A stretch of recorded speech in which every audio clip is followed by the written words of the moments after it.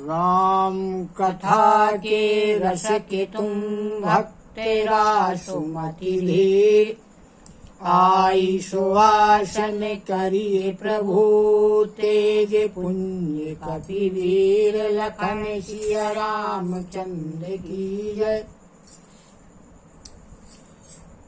कल का जो प्रसंग था, कल के प्रसंग में महाराज जनक जी ने सतानंद जी को विश्वामित्र जी के पास भेजा। विश्वामित्र जी के पास पहुंच करके उन्होंने विनय की कि जनक जी ने बुलाया है यज्ञशाला। तो सतानंद पद बंदी प्रभु, बैठे गुरु पहीं जाई, चलहु तात मुनि कहो तब, पठवा जनक बुलाई, लखन सिया रामचंद्र की जय। तो जब सतानंद जी विश्वामित्र जी से सतानंद जी ने अनुनय विनय की जाने के लिए उन्होंने राम लक्ष्मण को बुलवाया। राम लक्ष्मण आए, उन्होंने सतानंद जी के चरणों में प्रणाम किया। प्रणाम करने के बाद वो विश्वामित्र जी के पास जाकर बैठे। विश्वामित्र जी ने कहा कि हे तात, चलो, जनक जी ने बुलाया।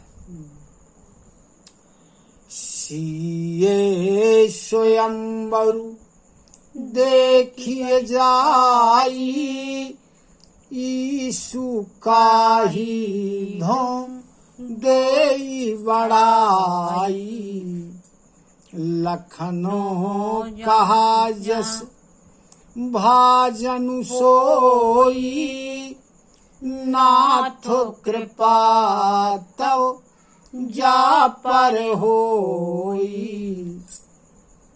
कहने लगे विश्वामित्र जी की चल करके सीता जी का स्वयंवर देखा जाए। ना जाने ईश्वर कौन सा बड़प्पन देता है, क्या बड़ाई देते हैं। तब लक्ष्मण जी ने कहा कि हे नाथ, बड़ाई का पात्र वही होगा या बड़ाई उसे ही प्राप्त होगी जिसके ऊपर आपकी कृपा होगी। हरि से मुनि सब सुनि बरवानी, दीन है आशीष सबहि सुख मानी, पुनि मुनि वृंद समेत कृपाला, देखन चले धनुष मखसाला। अब जब लक्ष्मण जी की श्रेष्ठ वाणी को सभी मुनियों ने सुना, बड़े प्रसन्न हुए। विश्वामित्र जी भी बड़े प्रसन्न हुए और उन्होंने बड़ा सुख प्राप्त किया। सुख मान करके उन्हें आशीर्वाद दिया। फिर भगवान राम सभी मुनियों के साथ, मुनियों के समूह के साथ, और धनुष यज्ञशाला देखने के लिए चले। रंगो भूमि आए दो भाई, असी सुधि सबो पुर बासिन पाई, चले सकल गृह काज विसारी, बाल जुबानु जरठ नर नारी। अब दोनों भाई कहाँ रंगभूमि में आए, मुनियों के शहर। अब जब नगर वासियों को यह समाचार मिला तो सभी लोग अपना अपना घर का कार्य छोड़ करके, चाहे वो बालक हो, वृद्ध हो, पुरुष हो, स्त्री हो, युवा हो, कोई भी हो, अपना अपना काम छोड़ करके और वहां के लिए चल दिए। देखी जनक वीर भय भारी, शुचि सेवको सब लिए हकारी, तुरतो सकल लोगन पहुँचाहु, काहू आसन उचित देहु सब काहू। अब जब जनक जी ने देखा कि बहुत भीड़ इकट्ठी हो गई है, तब उन्होंने अपने जो उनके पवित्र सेवक थे उन सबको बुलाया और कहने लगे कि तुम लोग सभी लोगों के पास जाओ और जिसके बैठने के लिए जो आसन उचित है उसे वह आसन प्रदान करो। कही मृदु वचन विनीत तिन्ह बैठारे नर नारी। उत्तम मध्यम नीच लघु निज निज थल अनुहार। लखन सिया रामचंद्र की जय। तब उन सेवकों ने बड़े कोमल वचनों के साथ सभी स्त्री पुरुषों को बैठाया। कहाँ बैठाया? 4 प्रकार के वहाँ आसन थे। एक उत्तम, मध्यम, नीच, लघु। तो जो जिसके योग्य था वैसी जगह वैसे आसन पर उनको बैठाला। राजो कुंवर तेहि अवसर आए। मानहु मनोहर तातनु छाए। गुण सागर नागर बरमीरा। सुंदर श्यामल गौर शरीरा। गुण सागर नागर बरमीरा। उसी समय पर राम लक्ष्मण वहां पहुंचे। ऐसा लगता है जैसे सुंदरता ही साक्षात स्वरूप धर के छा रही। भगवान दोनों भाई सांवले और गौर शरीर वाले, गुणों के धाम हैं, चतुर भी हैं और उत्कृष्ट वीर भी हैं। राजो समाजो विराजत रूरे। उडगन महू जनु जुग विधु पूरे। जिनके रही भावना जैसी। प्रभु मूरत ही दे तिन्ह देखी जैसी। अब उस राज समाज में भगवान राम और लक्ष्मण ऐसे लग रहे हैं जैसे तारागणों के बीच में 2 चंद्रमा उदित हो गए। वहां उपस्थित सभी लोगों में जिसकी जैसी भावना थी, भगवान की मूर्ति को उन्होंने अपने भाव के अनुसार देखा, जिसका जैसा भाव था। देखहि रूप महारण धीरा। मनहु वीर रसु धरे शरीरा। डरे कुटिल नृप प्रभु ही निहारी। मनहु भयानक मूरत भारी। अब जो जहाँ राजा लोग थे, वहाँ जो बैठे हुए थे, युद्ध में प्रवीण थे, उन्हें भगवान ऐसे दिखाई देते हैं जैसे वीर रस ही शरीर धारण किए हुए। जो कुटिल राजा थे वो डर गए भगवान को देखकर। उन्हें ऐसी मूर्ति दिखी भगवान की जैसे बड़ी भयानक मूर्ति है। रहे असुर छल छो निपवेशा। तिन्ह प्रभु प्रगटो काल समुदेखा। पूर्वासिन देखे 2 भाई। नर भूषणो लोचन सुखदाई। अब जो वहां राक्षस कुछ राजाओं का वेश बना करके बैठे हुए थे, उन्होंने भगवान को काल के समान देखा। नगर के जो स्त्री पुरुष थे, जो लोग थे, उन्होंने दोनों भाइयों को ऐसे देखा जैसे ये मनुष्यों में भूषण रूप हो, बड़ा सुंदर रूप, जो नेत्रों को बड़ा सुख देने वाला है।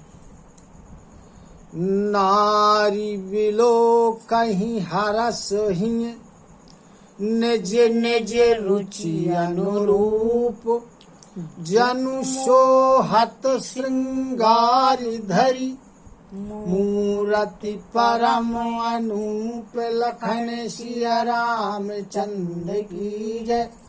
अब जो वहाँ स्त्रियां थी, उन्होंने हृदय में बड़े प्रसन्न होकर के अपनी अपनी रुचि के अनुसार श्री राम जी का स्वरूप देखा।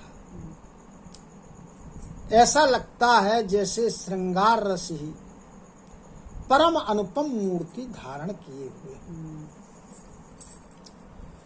विदूषण हो प्रभु विराटमय दीसा, बहुमुख करो पग लोचन शीसा, जनको जाति अवलोकहि कैसे, सजन सगे प्रिय लागहि जैसे। अब जो विद्वान लोग थे, उन्होंने भगवान को विराट स्वरूप में देखा। विराट स्वरूप कैसा होता है? जिसके बहुत से मुख हैं, बहुत से हाथ हैं, बहुत से पैर हैं, बहुत सी आंखें हैं। और जो राजा जनक के संबंधी थे, परिवार के लोग थे, उन्हें ऐसा लगा, इस रूप में देखा जैसे कोई सगे संबंधी हो। सहितो विदेह बिलो कहीं रानी, शिशु सम प्रीति न जाति बखानी, जोगिन है परम तत्वमय भाषा, शांत शुद्ध सम सहज प्रकाशा। अब राजा जनक जी और रानियों ने इस प्रकार से देखा जैसे कोई बालक हो, बच्चे को देख रहे हैं, और बड़ी प्रीति बढ़ रही है उनको देख करके। योगियों ने कैसा देखा? शांत शुद्ध स्वतः प्रकाश देने वाले। इस प्रकार से सबने अपने अपने भाव के अनुसार भगवान का दर्शन किया। हरि भगवतन देखे दो भ्राता, इष्ट देव एव सब सुखदाता, राम ही चितव भाय जहि सिया, सो सनेहु सुख नहीं कथनीया। अब भगवान के जो भक्त थे, उन्होंने इन दोनों भाइयों को ऐसे देखा जैसे उनके इष्ट देव और सभी को सुख प्रदान करने वाले। सीता जी ने भगवान राम को उस प्रकार देखा, ऐसे देख रही हैं। उनका जो सुख है उस समय का और जो प्रेम है, शिव जी कहते हैं कि हे पार्वती जी, वह वाणी से कहा नहीं जा सकता।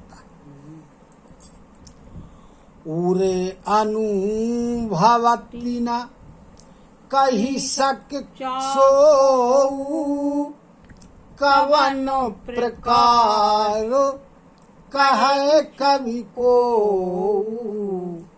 यही विधि रहा जाहि जस भाऊ, ते ही तस देखियो कौशल राऊ। अब जो सीता जी का प्रेम था, उनका स्नेह था, सुख था, वह माता सीता केवल हृदय में अनुभव कर रही।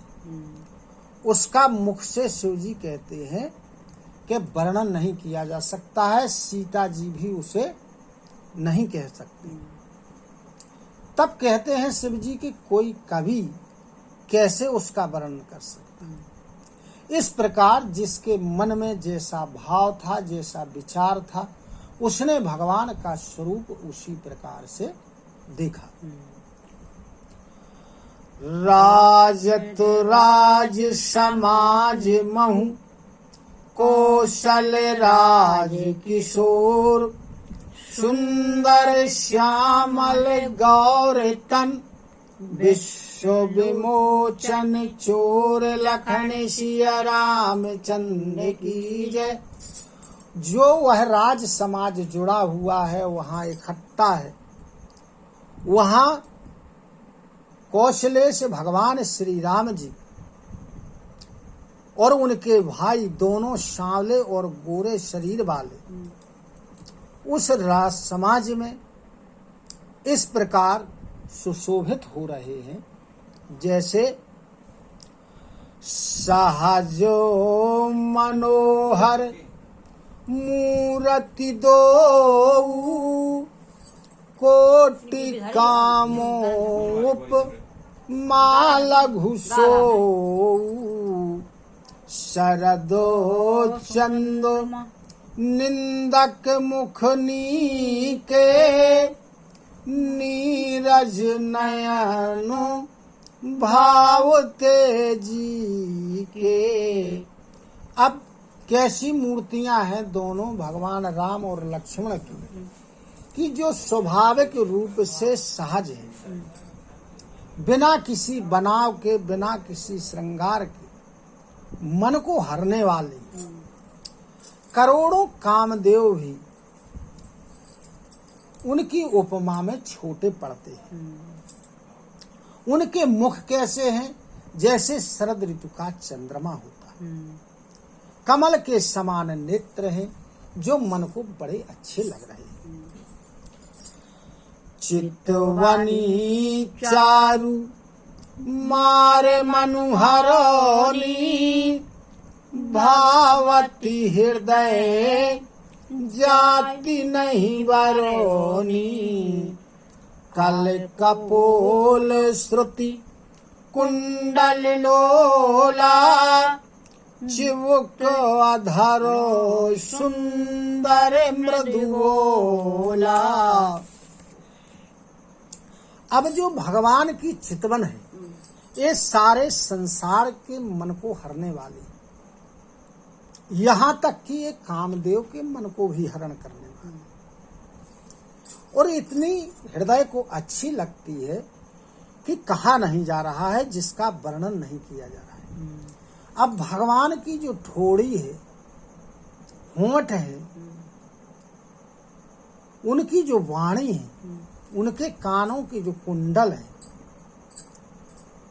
उनकी शोभा बड़ी सुंदर है। कुमुदो बंधु कर निंदक हासा, भृगुटी विकटो मनोहर नासा। भालो विशालो तिलक झलकाही, कच बिलो की अली अवली लजाही। अब उनका जो हंसना है, उनकी हंसी है, उनकी मुस्कान है, वह चंद्रमा की किरणों का भी तिरस्कार कर रही है। और जो भ्रुकुटी है बड़ी टेढ़ी है, नासिका बड़ी सुंदर है, माथे पर तिलक शोभायमान हो रहा है, और उनके बालों को देख करके तो भौरे की पंक्ति लजा जाती है। पीते चौतनी शिरन सुहाई कुसुम कली बिच बीच बनाई रेखे रुचिर कंबु कलगीवा जनु त्रिभुवनो सुस माँ की सीवा। अब पीली टोपियां लगाए हुए हैं, चौकोर टोपियां हैं, उनके सिर पर शोभायमान हो रही हैं। बीच बीच में फूलों की कलियां लगी हुई हैं। गले में सुंदर 3 रेखाएं हैं। शंख के समान उतार चढ़ाव वाला भगवान का गला है और ऐसा लगता है मानो तीनों लोकों की सुंदर की सीमा है भगवान। कुंजरी मणि कंठा कलित उरन तुलसी का माल वृखव कंध के हरि ठवनी बल निधि बाहु विशाल लखन सिया रामचंद्र की जय। उन दोनों भाइयों के हृदयों पर गजमुक्ता की सुंदर माला सुशोभित है और तुलसिका की माल पहने हुए हैं, तुलसी की भी माला। बेलों कैसे पुष्ट कंधे हैं दोनों भाइयों के, बल के समुद्र हैं, खजाना है, निधान है, बड़ी बड़ी भगवान की भुजाएं हैं। बोलो सियावर रामचंद्र की जय। कथा विसर्जन होते सुनहु वीर हनुमान, जो जन यहाँ से आए हो सोता करो पयान। श्रोता सब आश्रम गए शंभु गए कैलाश, रामायण मम हृदय में सदा करो तुम वास। लखन सिया रामचंद्र की जय। उमापति महादेव की जय। पवन सुत हनुमान की जय। गुरु गोविंद की जय हो। जय जय सीताराम, जय जय राधे श्याम। नमः पार्वती पते हर हर हर महादेव। हरि शरणं हरि शरणं हरि शरणं हरि शरणं हरि शरणं हरि शरणं हरि शरणं हरि शरणं।